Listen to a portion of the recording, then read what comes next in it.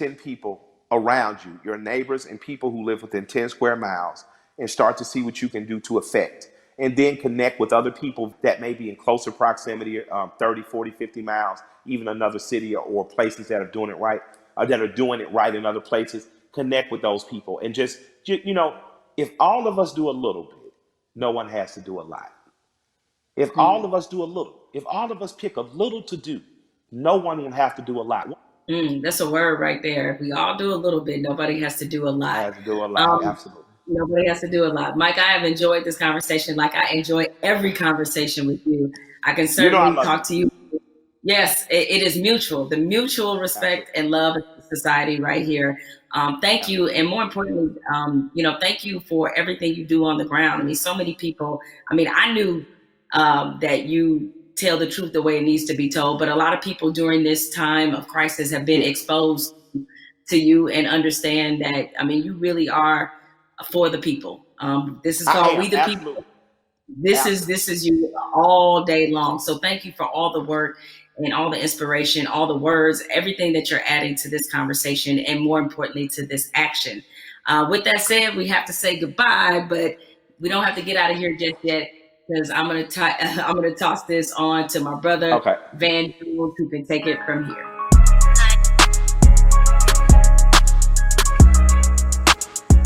Jamel and I, we spent the past hour, we've been talking to Killer Mike, we've been talking to Elaine Welteroth. We also got a chance to see that amazing video from Lil Baby. Jamel, what did you get from your conversation with Killer Mike? And more importantly to me, what do you make of this moment that we're in? The one thing you can always expect from Killer Mike is blunt honesty. I think that's why a lot of people look at him as a really credible voice right now. He's honest about what he knows and honest about what he doesn't know. So I think when you have those elements, that's going to always make for a pretty good conversation. I'm with you. This moment at the same time is welcome. It's also a little bit surreal in terms of what took us so long to get here, to make sure that we're not always starting from ground zero every time we have to have a significant conversation about race in this country. Why do you think it's different this time? Because there have been videos before, and yet people still now act like they're shocked. Help me understand what's different this time from your point of view. What's your theory? It's two things that I think stood out about the George Floyd video. One, there was no yeah, but. And granted, in my mind, we've seen videos where there was no yeah, but people nevertheless invented a yeah, but. But in this one, there really wasn't one. Even if you were Stretch Armstrong trying to stretch and find one, there just wasn't one. What always has just stuck with me is the look on this officer's face as he was kneeling on George Floyd's neck. It was so cold. It was as if this were Thursday. And he showed such little emotion, remorse, any emotion you want to name. He didn't show any of that as he killed a man in the middle of the street with bystanders looking on. So I think that situation, coupled with the fact we had already been reeling from Ahmaud Arbery, we had already been reeling from Breonna Taylor. And even though the situation wasn't fatal, there was definitely a storm of frustration at what happened with Christian Cooper. So this all together leads us to this moment where finally, even the most adamant naysayers who wanted to pretend as if this wasn't a structural problem, what could they say? There was nothing else that could be said. And I think everybody who was already fed up decided now is the moment, now is the time. The world has slowed down because of COVID-19. If we are going to address this needs to happen now. I've never seen 20, 30 million white people asking Black people for leadership. That's interesting because they say, well, what do you want me to do? And I'm like, well, I don't know. Google is a powerful tool. I don't know. I'm realizing now, though, that this is an honest question. How do you think that we as African Americans and our allies can rise to meet a moment like this and actually accept the fact that we may actually have a couple million new allies? And how do we deal with that? That's new for us. I'm glad you used the word leadership, because there's a difference between us being put in a leadership position and us being put in an educational position. The educational part, we're long past, right? We don't want to be educating anybody else about race. We're not here to soothe you. We're not here to make you feel better. But leadership is something different. And it looks different depending on how you want us to take that leadership. Certainly, we are accustomed to being a voice on these issues. We're accustomed to setting the agenda. It's fine if we continue to lead in that direction. I think what we're looking for is, if this were, a relay race, we want to pass the baton, and we want you to be able to say, okay, here's what we've been feeling about this issue. Here's what needs to happen to change it. The other part of this race is that you got to be willing to run it just as hard and as fast as we are. Because if you're not, that's why we remain stuck in the flying pattern that we've been in for hundreds of years and decades as we've tried to reconcile this issue. So we have to figure out what is the most useful way of allyship. We see a lot of people throwing statements around. We see a lot of people throwing money around. We need that to be a focused effort, and more importantly, to be vocal about it. I can't take any more double-sidedness. There can be no more other-siderisms, if I may make up a word, meaning that you give over here and you're a company that is like, yeah, Black Lives Matter, except for in my boardroom where they don't, or except for my organizational chart where they don't. So I'm done with that, right? That's great. Charity's great. Charity doesn't change structural racism, right? What changes it is when you actively look in your building and ask, why aren't there more Black people in this building, in this boardroom, in this C-suite? So the allies that we have, what you can do, change the structure and cultures of your companies, of your businesses, of wherever it is you have influence. Start there. The thing I try to tell people is, it puts us in a no-win situation. I want our white sisters and brothers to be better educated and to care more, but I don't want to have to bear the burden of trying to teach and educate all the time. The reason you pay tuition is because it's costly to educate someone. You coming up to me and saying, educate me, that's costly to me emotionally and from a time point of view. Also, I think we have to be very honest. Nobody would go up to somebody and say, teach me Russian in 5 minutes. And by the way, make me feel good about it. Like, I mean, you wait, hold on a second. Like, you want me to teach you about racism, which is the history of race in America is just as complicated as Russian. And you want me to teach you that in 5 minutes. And also, if I make you feel bad about it in any way, now I got to be your therapist too. And like you said, soothe you or whatever.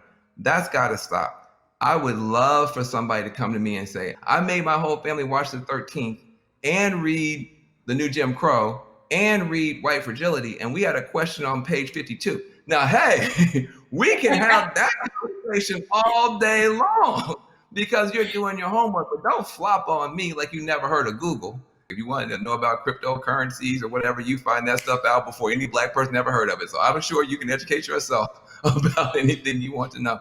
I have to say something to you because I've never gotten a chance to talk to you. I feel like I know you because I'm such a big, mad, crazy Stan and fan. But I love you to death.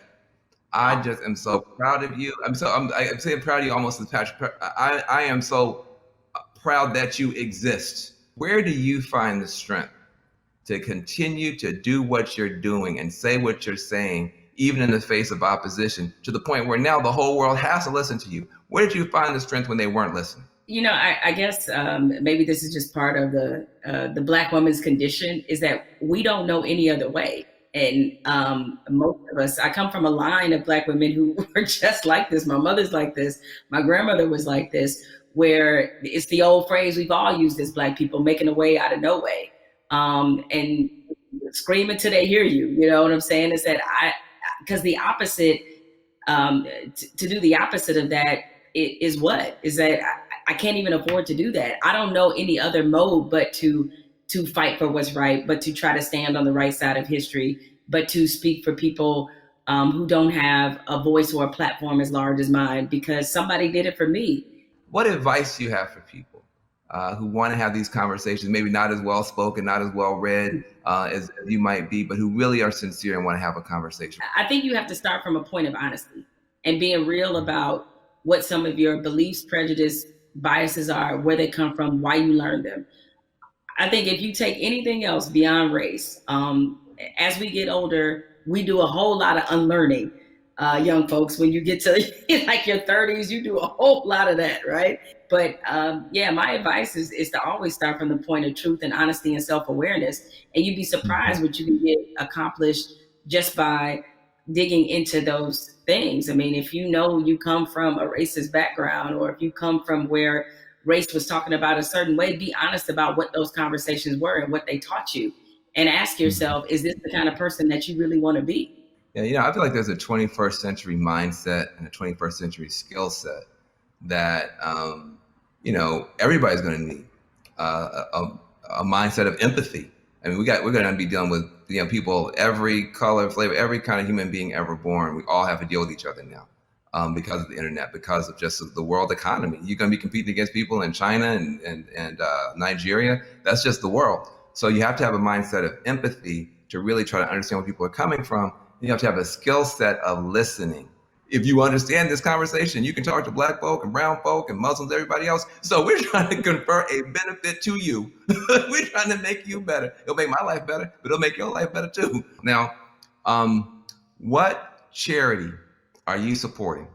Well, as some people can maybe see my T-shirt, it says support Black journalists, right? The lack of still Black journalists in most newsrooms is pretty appalling. What changed my life and what got me really on the right path in this business was being a member of the National Association of Black Journalists. NABJ is the largest minority journalism organization in the country. The development, the networking, job fair, internships, scholarships, what happens there has changed lives. It changed a lot of people's careers. I mean, people like you, Van, and everybody you want to think of, Roland Martin, Soledad O'Brien. It's just a number of people, Michael Wilbon, that are a part of this organization and have been able to build legacies there. And so it's on us to, again, usher in this next generation of young journalists who, I get it right now, feeling really discouraged when they look at not just what a lot of newsrooms look like, a lot of networks look like, but also we're under the under the shadow of a pandemic right now. So there's a lot of journalists who have lost their jobs. A lot of companies are downsizing. They need a reason to believe and to be in this business. And so NABJ has done so much for my career and continues to do that for others. So that's the charity that I support and the organization that has changed my life and that of many others. Well, listen, I second that, third that, and fourth that. NABJ is a beautiful organization. I've got groups I want to support as well. But what I want to say to you is just thank you for your light, for your leadership, for your courage, for your entrepreneurship, for your T-shirts and all that type of stuff. Make sure to support the sister businesses, and let's keep this conversation going. Much love to you. Thank you, Van. This is a pleasure. I got good news for you. I got bad news for you. The good news is that people are activating all around the world, all across the planet for change. That is a powerful moment. Here's the bad news. Unfortunately, this is not a one answer fixes everything situation. We're talking about systemic problems, which means it's not just one law or one person. You need 360 degrees of change to shift to get the outcome that's right. But we can get there if we keep talking, if we keep working, if we keep building. And if we do that, we can reshape America. That can be done. It's been done in the past. We can move the whole world in a better direction. So I hope that your cell phone right now is full of screenshots of these tools that we've been trying to give you to continue taking action from this virtual town hall. When the stream ends, the conversation should not end. We got to keep pushing. We got to keep going. We are in an important moment in history. And what you do is going to determine the outcome. 2020 is going to be talked about for 20 years, 100 years, maybe 1,000 years. But the future is not written. It's up to what you and I do and what you and I decide is going to happen. So I want to give a special thanks to the powerful voices that we've had, Elaine Welteroth, Killer Mike, Jamel Hill. Make sure you visit 50percentpledge.org to learn more about the power of money. Also visit my organization, reformalliance.com. We're trying to make a change. Let's be about it, not just talk about it. I'm Van Jones.